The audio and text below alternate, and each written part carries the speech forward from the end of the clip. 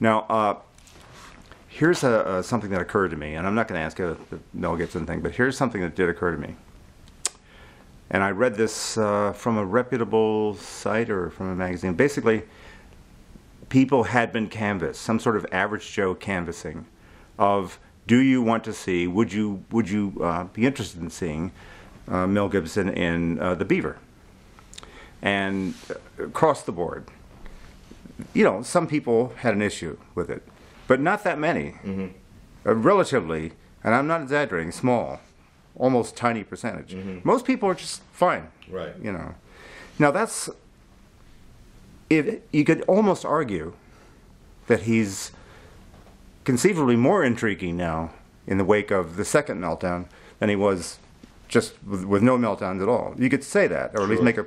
But they seem like they're not going to touch this thing, Rob Friedman and Summit. Mm. Now, why don't, I'm just kind of wondering, because you have a better perspective, why wouldn't they see past the relatively small politics of one community in Los Angeles as opposed to the rest of the country that might want to pay to see it? Yeah, you know, you're preaching to the converted, so it's hard for me to defend why they wouldn't see past it, because even beyond whatever poll you may have read and whatever those numbers truly were, and I believe you, even beyond all that, talking about Hollywood is I thought a town that had a little bit more empathy for, quite frankly, struggling alcoholics or people that have struggled with addiction. Right. Maybe what I've heard through other people is it's too soon, maybe it's too close, maybe it needs 2 years or whatever the time that Hollywood thinks is okay. You know, quite frankly, for me, I think he's a world-class actor. He's clearly a world-class director. No one would argue either of those, I don't think.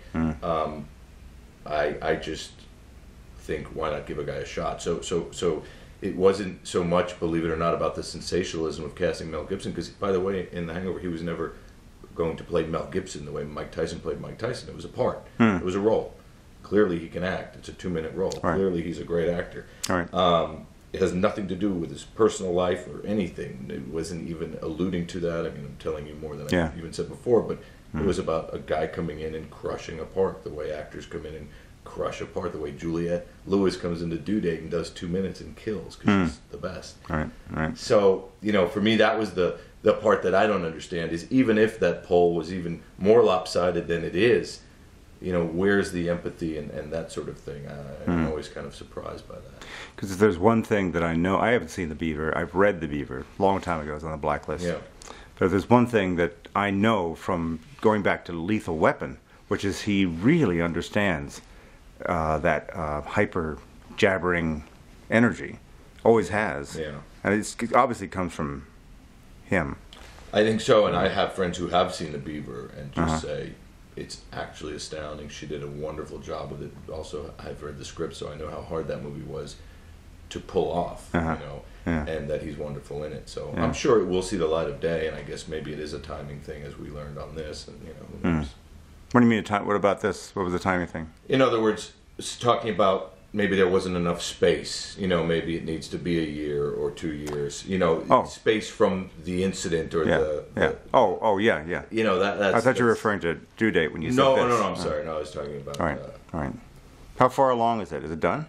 The Hangover or The Beaver? The sequel. The sequel to The Hangover, we were in the middle of shooting. We took a break from it to promote Due Date, and we are. I'm on my way to Bangkok I'm going to London tonight. Bangkok the day after. It's crazy. They're all over there. Crew has moved over there, setting up everything, and we're going to start shooting. Why does Zach have a short haircut? Why does he have a short haircut? Because I saw him in a picture with you at the premiere, and he has a bushy beard, but the hair is short. He looks different than he did in the first. No, he looks the same. Oh.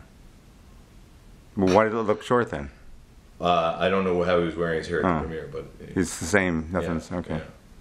Is this supposed to have taken place a couple years after the Vegas thing? The movie takes place 2 years after the first movie. Yeah. Exactly. And right away when you say Thailand, that sounds great. Just especially location alone. Bangkok. That's really where it takes place. And for me, you know, coming up with the second one is obviously Las Vegas was such a big part of the first one, and there's something about when you say Las Vegas, it just means something, right? New York's the best city in the world, but the word New York doesn't really mean something specific anymore. It's a lot of things going Right. on in New York. There's few cities where you say the word like Bangkok and you get a feeling. And whether it's dread, whether it's darkness, whatever that is, I think Bangkok's one of those words. The oh yeah, one credibility thing. This is the only quibble. Go ahead. If I was we were driving a Mexican police car in the States, surely they would radio and say there's a stolen Mexican. I mean, if they're going to steal it, which is fine. Right. Why not dump it and then get another car somehow or something? Right. Yeah, I mean, our thought there, and it's a good question, is they're only driving that car for about 4 hours. I mean, he breaks him out about 3 or 4 in the morning. Juarez, though, right? Well, he breaks him out of Juarez. Yeah, I don't know. What is that? 8 hours? You're right. They stop in the Grand Canyon. I need that part.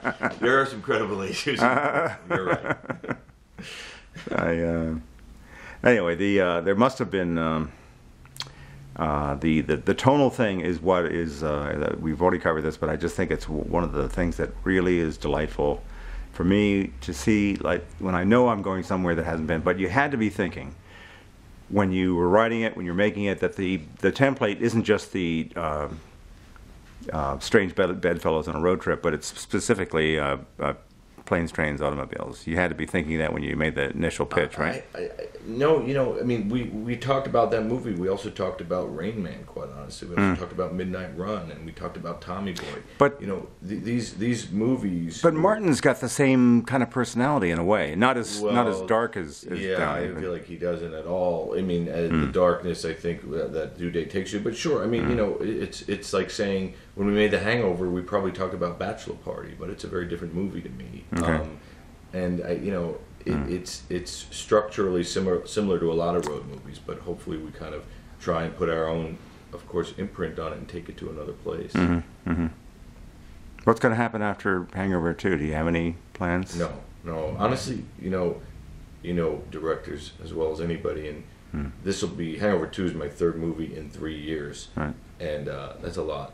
So I might have to just take a break for a while and recharge. But What did directors back in the big studio era of the 30s and 40s, who routinely made, 2, sometimes 3 films a year? This is what people don't understand about the history of directing. It's a very different job now than it used to be. Okay. You didn't cast, you didn't edit, you didn't do all the things that directors do nowadays, down to the final sound mix, sitting there for 2 weeks and tweaking. Movies were handed off to departments, So of course, right. So it's like, here's your cast.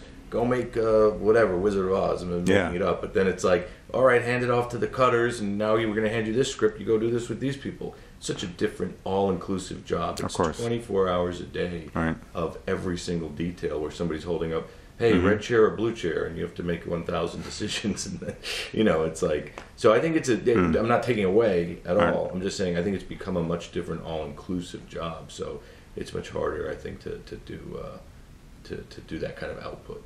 Okay.